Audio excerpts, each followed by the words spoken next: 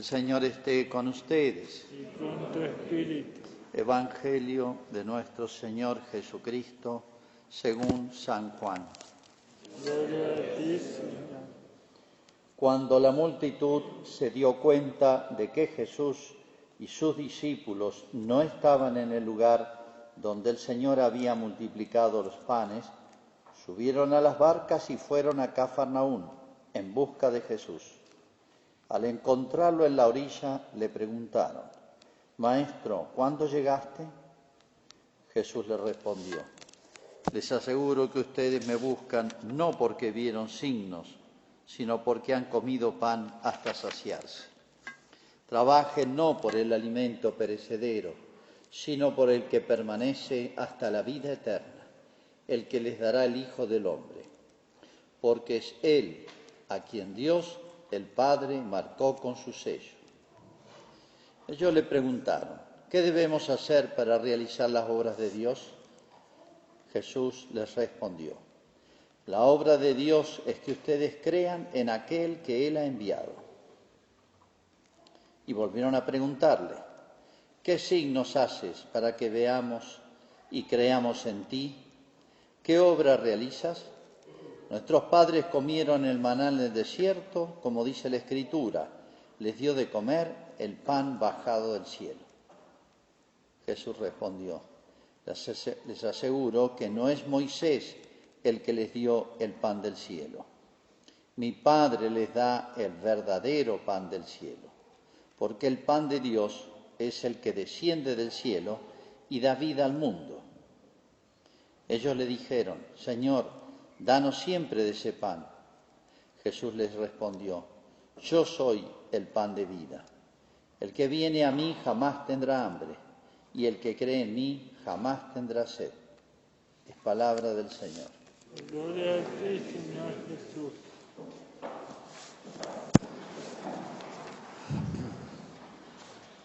Bien, si recuerdan el Evangelio del domingo pasado, es donde comenzamos la lectura de este capítulo 6 de San Juan, largo, que se divide en 5 domingos, de manera que hay que seguir como una miniserie.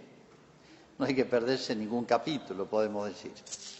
Bien, recuerdo lo anterior y agrego un párrafo importante que no se lee, se pasa de largo porque se lee en otros ciclos. ¿Recuerdan ustedes la multiplicación de los panes y de los peces? A Jesús lo buscan para hacerlo rey. Justamente era el tema que había deformado en todos los judíos la concepción del Mesías. Querían un hombre poderoso, al estilo de los pueblos vecinos, un Alejandro Magno, digamos. Israel era un pequeño pueblito, pero tenía una riqueza religioso, moral, espiritual que no tenía ningún pueblo de los que se desarrollaron en toda la zona del Mediterráneo o en la zona que sería hoy Irak, Irán, que se llamaba la Mesopotamia, las culturas más antiguas, ¿no? Bueno, Jesús dice: obliga a los apóstoles, suban al bote y váyanse. O sea, no se mezclen en esta conversación que lo va a complicar más la cabeza, porque los 12 apóstoles tenían también la misma errónea concepción del Mesías. Se nota hasta que Cristo resucita, todavía no entendían. Parece mentira, pero los errores culturales, por así, los que asimilamos del ambiente, cuesta sacárselos de encima. Hay que tener mucha lucidez, ver las razones y asimilarlas, masticarlas, profundizarlas. Miren, a Jesucristo le costó cambiarle la cabeza a los 12 apóstoles, que los tuvo ahí, clases particulares, durante 3 años. Y era Jesucristo el maestro. Bueno, los obliga a subir al bote para que no se mezclen, no se contaminen, se puede decir, con este tema que se estaba hablando entre la multitud, ¿no? Y Jesús se les escapa, se va, dice, a un cerro a rezar. Como vieron que había un solo bote y subieron solo los 12 apóstoles, dijeron: Jesús quedará por acá, esperémoslo. No apareció, el bote se fue con los apóstoles, se nos fue Jesús. Bueno, no sé dónde durmieron esa noche, esos detalles no entran los evangelios, pero nos interesa lo que pasó con los 12 apóstoles. Por segunda vez, Jesús los mete en un problema. A medianoche, o el rato de salir, se desató una tormenta. Como ustedes saben, el mar de Galilea está en una depresión, más de 300 metros abajo del mar. De manera que es como se embolsa ahí el viento, de manera que en poco tiempo se levantan tormentas terribles. O sea, eso es una marejada en la cual no se puede avanzar. Y acá cuentan los evangelistas que entre las 3 y las 6 de la mañana, lo que llaman la cuarta vigilia de la noche, como medían los romanos, entre las 3 y las 6 de la mañana habían remado 5 kilómetros y salieron a las 6, 7 de la tarde. Así que el tema estaba muy complicado. Jesús no estaba. Es la segunda vez que les hace eso. La otra vez Jesús dormía, ¿se acuerdan? Y ahora Jesús ni siquiera estaba.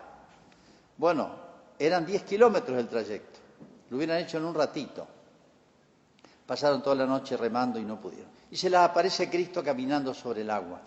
Es donde Pedro le pide también la posibilidad de caminar sobre el agua. Pedro se hunde. Bueno, el pasaje que ustedes conocen. ¿Por qué está metido acá ese pasaje? No es extraño. Esta tormenta de la cual no solamente son testigos los apóstoles. Una cosa es ser testigo y otra cosa es ser partícipe y beneficiario de un milagro. Yo puedo ver ver curar a un enfermo grave, milagrosamente. Bueno, impresionante, asombroso. Pero otra cosa, si el enfermo grave soy yo, me impacta mucho más. Este milagro es mucho más grande, el impacto mucho más obviamente que el milagro del pan. Comieron, bueno, pasaron un día sin comer, no pasa nada. Pero ahí se morían, se ahogaban, no podían. De manera que, ¿cómo estarán impactados, impresionados? Dice que ahí se dieron cuenta del milagro de los panes. Ahí tomaron conciencia, cuando hace este otro milagro. Jesús se sube con ellos al barco, dice, en un ratito estuvieron en la costa, tranquilos. Y ahí empieza este episodio que cuenta acá San Juan. ¿Qué sentido tiene? Miren, Jesús era físicamente, humanamente, poca cosa. Al lado de esa tormenta, imagínense, de noche, por el tiempo hay luna llena, por el tiempo dice que era el tiempo de la Pascua, hay luna llena, así que, no sé, le da otra mística.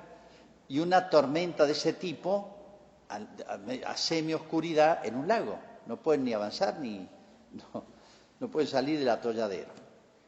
Es como si Cristo le está dando este mensaje. Miren, lo estoy preparando para tormentas humanas, morales, espirituales. Si yo domino de esta manera, no tengan miedo, les dijo. Si yo domino la naturaleza, mucho más voy a dominar, o con la misma facilidad voy a dominar las tormentas humanas, que se vienen en poquito tiempo, en horas, como vamos a ver al final. Y de estos son testigos y partícipes solo los 12 apóstoles. Los demás, tranquilos, estaban en tierra firme. Bien, como ven que Jesús no aparece, se vuelven a Cafarnaúm.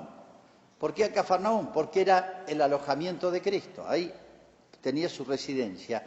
Y era una ciudad grande, la más grande del lugar, donde confluían los caminos y era una ciudad rica y comercial.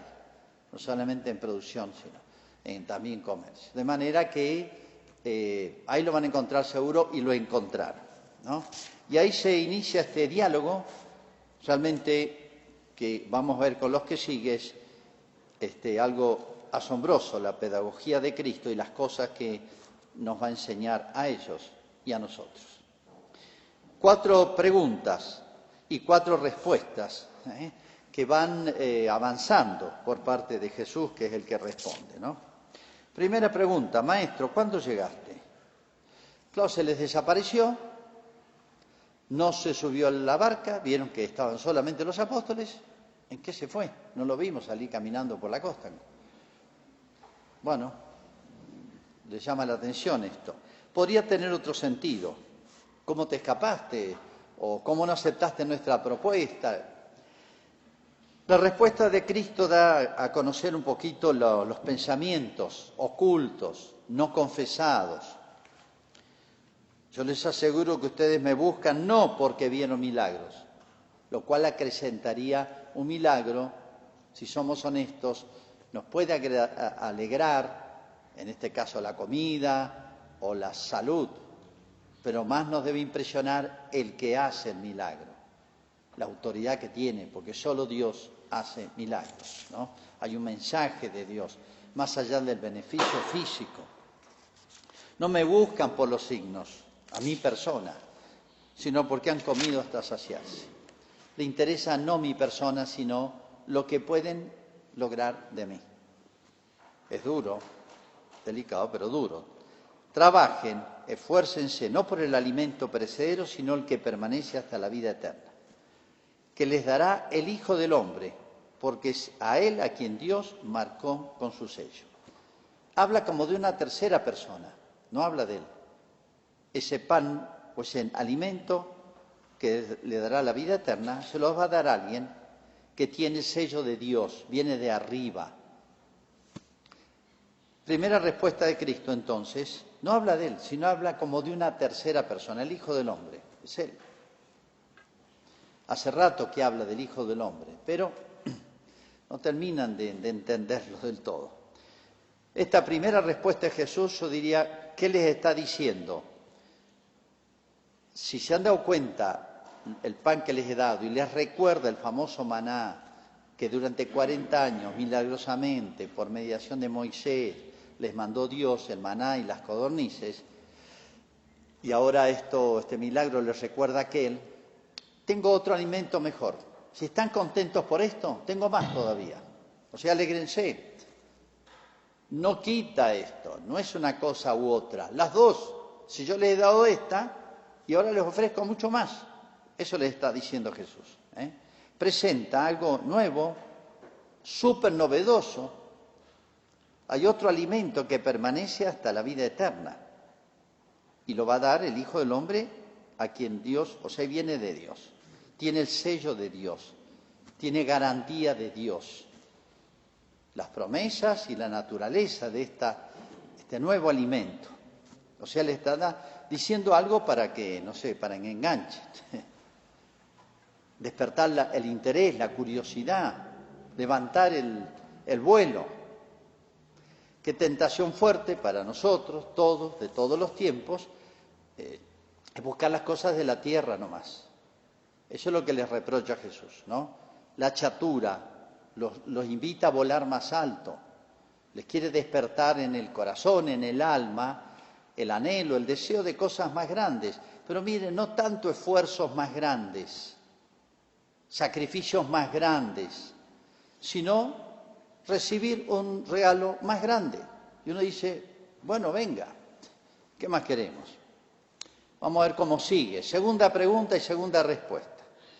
¿Qué debemos hacer para realizar las obras de Dios? Trabajen por otro alimento. Bueno, ¿qué tenemos que hacer? La pregunta es bastante lógica. ¿Qué hemos de obrar? La respuesta de Cristo. La obra de Dios es que crean en aquel que Él ha enviado. Todavía no, segunda respuesta, todavía no habla de Él, habla como de una tercera persona. La obra de Dios es que creer en aquel que Dios ha enviado. O sea, que viene de Dios, ese es Jesús. Pero todavía no dice soy yo. Y les pide solamente una cosa. Ellos tal vez han pensado, al estilo de los fariseos de la época, que todo era esfuerzo humano y exterior. En eso consistía la perfección de la religión. ¿Recuerdan la parábola del fariseo y el publicano? Yo pago el diezmo, hago los ayunos, hago tal cosa, soy perfecto. No soy como ese publicano que está atrás, ese fariseo orgulloso, como decir, con cumplir algunas cosas, ayunos, sacrificios, peregrinaciones, donaciones, limosnas, diezmos, primicias, etcétera. Con eso tal vez se esperaban una respuesta de ese tipo. Es muy probable. ¿Qué debemos hacer? Miren, muy sencillo. Si antes les ha presentado Jesús una novedad, hay cosas más grandes que estas. Ahora les dice cómo lograrlo. Responde a su pregunta. ¿Y qué tiene que hacer? La fe, un acto de fe. O sea, más que las acciones exteriores que vienen después, interesan las acciones interiores. Y por la fe empieza todo. Por la fe se fundamenta la esperanza. Y por la fe y la esperanza se fundamenta la caridad. Y por las 3 virtudes teologales se fundamenta, se ordena, se da la medida de todas las virtudes. La prudencia, que es la medida de los actos proporcionados al cielo. La fortaleza, la templanza, que es la moderación para que no nos desviemos. Y la justicia ordena todas las relaciones con los demás, que es lo cotidiano, que tiene 1000 maneras distintas. Y ahí tiene todas las virtudes, pero ahora se empieza por la fe, que crean en aquel que le envió. Está hablando de una tercera persona, está despertando el interés en ellos. Todavía no habló de él. La obra de Dios es que crean, nada más. Las costumbres de la religión deformada de los fariseos, que tanto criticó Jesús y tan duro fue con ellos, eran puras cosas muy exigentes y exteriores. Tenían cientos de preceptos, de normas, que era imposible hasta acordarse de todas ellas. Más de 500 eran. Y Jesús, fíjense cómo ha interiorizado la verdadera religión y la ha simplificado a la verdadera religión. Tercera pregunta, volvieron a preguntarle. Fíjense, ellos ya entendieron el mensaje. ¿Qué signos haces para que veamos y creamos en ti? Está hablando en tercera persona, pero se dan cuenta que es él, es obvio. ¿Qué obras realizas? Nuestros padres comieron el maná en el desierto, como dice la Escritura, les dio de comer el pan del cielo. Esta pregunta ya es bastante impertinente. ¿Qué signos haces? Pero se ha hecho montones de signos. Acaban de ver uno, de disfrutar de uno. Es más, toda esta multitud lo viene a ver a Jesús porque han oído hablar de él mucho. Tal vez vienen de lejos, venían camino a Jerusalén, a la fiesta de la Pascua, o lo han visto, o han sido beneficiados con algún milagro. Y le piden, le exigen a Cristo. Esto ya es realmente, acá empieza por así decir, un conflicto, ¿no? Acá empieza el quiebre. Y acá tal vez los judíos han tenido de fondo, de base, esta pregunta rara, una tradición que había entre ellos que decía esto. Está escrito por los rabinos, está en el Talmud, dice así: Moisés nos dio pan del cielo. A Moisés lo veneraban, era la figura de Israel, con mucha razón. El nuevo Mesías, o el definitivo Mesías, el definitivo Moisés, nos volverá a dar pan del cielo. Pero lo entendían en el mismo sentido aquel. No entendían aquello como una figura de algo futuro y superior, absolutamente superior. Entonces lo comparan a Moisés, como diciendo, aquel nos dio 40 años esto. Vos nos diste un almuerzo nomás, una cena, no sé qué fue. Es medio desafiante para Cristo, es improcedente. Contestación de Jesús. Yo les aseguro que no es Moisés el que les dio el pan del cielo. Mi Padre les da el verdadero pan del cielo. ¿Por qué? Porque el pan de Dios es el que desciende del cielo y da la vida al mundo, la verdadera vida. ¿Qué le quiere decir Jesús? No es Moisés el que les dio pan del cielo. Aquel milagro de Moisés era milagroso por su origen, venía de Dios, todo milagro viene de Dios. Pero en su naturaleza, el pan que comían, las codornices que comían, eran materiales, corpóreas, era carne, y ese pan era una especie de polivitamínico raro, que era como una escarcha, que se comía, era rico, tenía gusto a torta de miel, decían, y además era un alimento fenomenal. A todos les gustaba, el gusto de todos era, pero era del cielo en el sentido de su origen, pero en su naturaleza era terreno, material. Lo comían y después les venía hambre. Lo comieron, como les va a decir Jesús más adelante, y se murieron. Todos los que comieron ese pan se murieron, les dice Cristo. Lo que yo ofrezco no solamente es milagroso por su origen, como el maná, por ser milagro, sino por su naturaleza, porque es capaz de producir no la cesación del hambre, el alimento del cuerpo, sino otra vida superior, eterna. Esto pasa, se va a morir, es perecedero, aquello es eterno. Lo perecedero y lo eterno. Hay un contraste, hay una diferencia abismal. Ese es verdadero pan, le dice. Verdadero pan. No es aquel verdadero pan. Cuarta y última de esta primera bloque, donde Cristo quiere despertar la fe. Todavía no habla de la Eucaristía. Le dijeron, Señor, danos siempre de ese pan. Es linda esta frase. Pero fíjense, danos siempre el pan. En vez de dirigirse a Cristo, que ya lo sospechan que es Él el pan, danos de pan. O sea, no le interesa la persona de Cristo, le interesa lo que Cristo les va a dar. ¿Cuántas veces, y es muy común, que deformemos casi imperceptiblemente la religión? No nos interesa Dios, nos interesa lo que Dios nos da. Salud, casa, trabajo, pan de cada día. A veces nos interesa a Dios por lo que Dios nos da. La religión en realidad, el amor a Dios, no consiste en eso. Si una persona, soy amigo de una persona, porque pone el auto, le pone combustible, me presta la casa, me presta la pileta, etcétera, la pantalla gigante para ver los partidos, ¿soy amigo? No, me interesan las cosas de mi amigo, pero no soy amigo de él. Soy un interesado. Danos siempre ese pan. En realidad tendrían que haberse ya desviado la vista hacia la persona de Jesús. Fíjense que acá hay un hecho paralelo que también cuenta San Juan, que es la de la samaritana. Jesús, a raíz del agua que le pide de beber, Jesús tenía sed, le empieza a hablar de un agua que beba esta agua, volverá a tener sed. Hay otra agua que salta hasta la vida eterna. Bueno, samaritana, dame de esa agua, dame.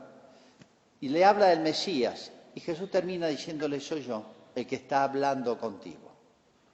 Fascinada la samaritana, se convierte y va a traer a todo el pueblo. La misma frase, danos siempre ese pan. La samaritana dice, dame esa agua también. Está hablando de lo mismo Jesús. Y Cristo le contesta casi de la misma manera. A la samaritana, soy yo el que habla contigo. Y acá le dice, soy yo soy el pan de vida, soy yo. No es algo que yo les voy a dar, soy yo mismo, mi persona. El que viene a mí jamás tendrá hambre, y el que cree en mí jamás tendrá sed. Fíjense un par de detalles. Yo soy, le dice. El texto de San Juan dice ego eimi, en griego, que es la palabra exactamente hebrea, Yahvé. Eso le contestó Dios a Moisés cuando le preguntó su nombre. ¿Vos quién sos?, le dice a Dios, cuando lo manda a sacar al pueblo de Egipto. Y Dios le contesta, el que es, te manda a sacarlos. El que es una definición filosófica, teológica genial, no superada, de la esencia de Dios. Dios es el que es. Yahvé significa el que es. ¿Qué significa eso? Significa el que es desde siempre, el que es para siempre y el que es o que contiene todas las perfecciones existentes y posibles. Todo eso significa el que es, ser. Esto es un tema profundo, difícil de explicar, filosófico, teológico. Y acá Cristo está diciendo, el que es, Yahvé, yo soy. En hebreo les ha dicho eso, porque lo han hablado en hebreo. Soy yo, o sea, yo soy Dios, la perfección del ser, y soy el pan de vida. Por eso este pan dará la vida eterna, para siempre. O sea, el argumento, esta cuarta respuesta, cierra perfecto. Y el que viene a mí jamás tendrá hambre, que cree en mí jamás tendrá sed. Los judíos muchas veces era un estilo de ellos decir en 2 frases lo mismo con un matiz. Acá está diciendo lo mismo. Hambre y sed son parecidos. El que viene a mí y el que cree en mí. Creer es ir hacia Cristo. La fe pone en movimiento, un dinamismo del alma, mueve al alma, une al alma con Cristo. O sea, creer en la persona de Él. Esa es la esencia del cristianismo. Cristo. El cristianismo no es, si yo preguntara, ¿qué es el cristianismo? Definímelo. Y el cristianismo es ir a misa, no. Bautizarse, no. Los 10 mandamientos, no. Un montón de cosas se nos ocurriría, más bien gestos exteriores. Es creer en la persona de Cristo, a Él, en Él y a Él, y lo que Él me ha dicho y enseñado, porque ese es el fundamento. Si yo no entendí eso, y no solamente creer en Cristo, sino que automáticamente desencadena la esperanza y el amor, la caridad, la amistad. Eso es ser cristiano. Si yo entendí esto, si yo adherí a la persona de Cristo, ¿por qué? No porque me da beneficios, me da salud, me da trabajo, no es amor a Cristo, es amor a las cosas de Cristo, a los beneficios, lo estoy usando. Es por Cristo porque Él es Dios y merece ser amado. Cuando dice buscad el reino de Dios y su justicia, es Cristo. Pero fíjense otro más que detalle. Les ofrece algo grandioso, sublime, excelso, gratuito. Viene de arriba. Ustedes no tienen que hacer apenas un poco de esfuerzo nomás, algo sí, pero poco. Y eso no está lejano, está acá, soy yo. Como la samaritana, el que habla contigo. O sea, eso tan grande de lo que les ha hablado en la primera respuesta, lo tienen ahí. Y es mucho más que el pan que acaban de comer. Es infinitamente más. Bien, dejamos acá. El texto sigue, lamentablemente en el texto que se lee el Evangelio de hoy no aparece, pero si ustedes leen los 3 versículos que siguen, pero Cristo les dice, ojo, ustedes no todos tienen fe. Hay muchos de ustedes que no tienen fe. O sea, por dentro ya los conozco y vamos a ver que tenía razón Jesús por lo que va a seguir. Parece una paradoja.